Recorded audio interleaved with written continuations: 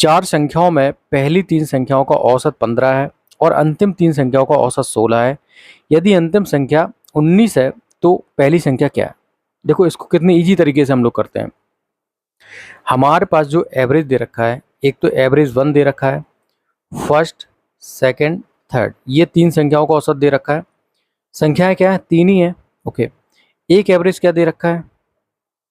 अंतिम तीन संख्या मतलब second plus third plus fourth, ये भी क्या सेम है। यहाँ भी औसत क्या है? तीन संख्याओं का निकालना है। तो यहाँ से हम क्या कर सकते हैं, एवरेज 1 कितना दे रखा है? यहाँ ये 15 दे रखा है, ये 16 दे रखा है। तो अगर हम सेकंड माइनस को एवरेज 2 मान लो, एवरेज 1 मान लो, तो एवरेज 2 को एवरेज 1 से सबट्रैक्ट कर दें तो यहाँ से क्या होगा, ये जो सेकंड और थर्ड नंबर जो संख्याएं हैं वो कॉमन है दोनों में, तो वो हट जाएंगी।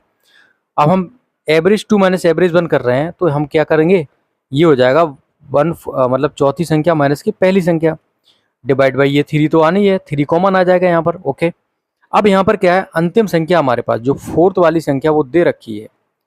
तो एवरेज 2 कितना है? 16, एवरेज 1 कितना दे रखा है? 15 का। तो यहाँ से चौथी संख्या 19 दे रखी है, हमें पहली संख्या को x मान लेते हैं, डिवाइड बाई 3, ये 1, यहाँ पर 3 का मल्टीप्लाई करा दो, 90 माइनस के x, then x is equal to कितना हो जाएगा, 90 माइनस के 3, 16। तो पहली संख्या हमारे पास निकल के क्या आ जाएगी? 16। नेक्स्ट, एक दुकानदार एक पुस्तक का मूल्य उसके क्रय मूल्य से 120% अधिक अंकित करता है। यदि वह अंकित मूल्य पर 10% की छूट देता है तो उसका लाभ प्रतिशत ज्ञात कीजिए। देखिए, एक दुकानदार है, उसके क्रय मूल्य से, पूरा क्वेश्चन परसेंटेज में दे रखा है तो हम कुछ भी संख्या मान लेते हैं, क्रय मूल्य कितना मान लेते हैं? 100 मान लेते हैं।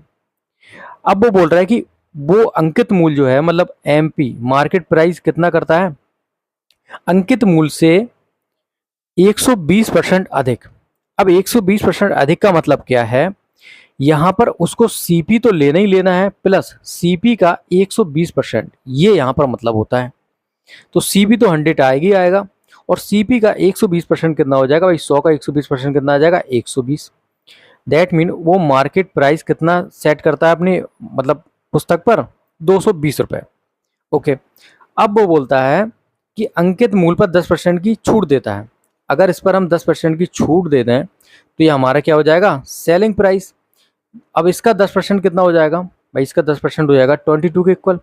220 में से 22 इक्वल का मतलब सबट्रैक्ट करोगे तो कितना बचेगा? 198। अब यहाँ से हमें प्रॉफिट परसेंटेज निकालना है, तो उसने 98 का प्रॉफिट गेन किया है कितने पर? 100 पर। तो उसका जो प्रॉफिट परसेंट क्या हो जाएगा? 98%। So C will be the correct. Next, एक मेज का क्रय मूल्य 6400 रुपीस है।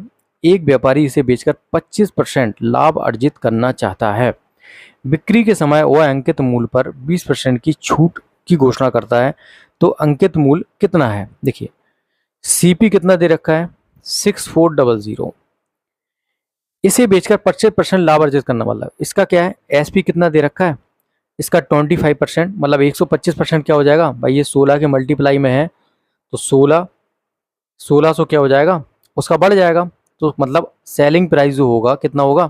8000। मतलब 164 का आप 125% निकालोगे तो आपको 8000 मिल जाएगा। कहने का मतलब ये है। अब वो बोलता है कि वह बिक्री के समय अंकित मूल्य पर 20% की छूट की घोषणा करता है। मतलब उसने एक एमआरपी सेट किया, ठीक है, मार्केट प्राइस सेट किया, उस पर वो 20% की क्या है? छूट दे देता है। अब बताइए, 20% की छूट के बाद जो प्राइस पे बेचेगा वही तो उसका सेलिंग प्राइस होगा, जो कि हमें गिवन है। तो इसका मतलब है कि ये जो वैल्यू हमें मिली है, ये एमपी की 80% दे रखी है भाई। इसी पर तो उसने छूट दे के ये सेलिंग प्राइस सेट किया था, जो कि इक्वल है आपके 8000 के। तो एमपी की हमें 100% वैल्यू निकालनी होगी, तो क्या करना पड़ेगा? 80 मल्टीप्लाई बाई 100%। यहाँ से एक जीरो हटा दो, यहाँ से क्या करो? 8 10। तो मार्केट प्राइस कितना होगा? 10,000। मतलब उसने अपने पुस्तक पर, मतलब उसने अपने मेज पर जो मार्केट प्राइस है वो 10,000 लिखा था, फिर उसने उस पर 20% की छूट दी, तब जाके वो 8,000 का बिका। Okay, next. Okay guys, that's all for today. If you like the video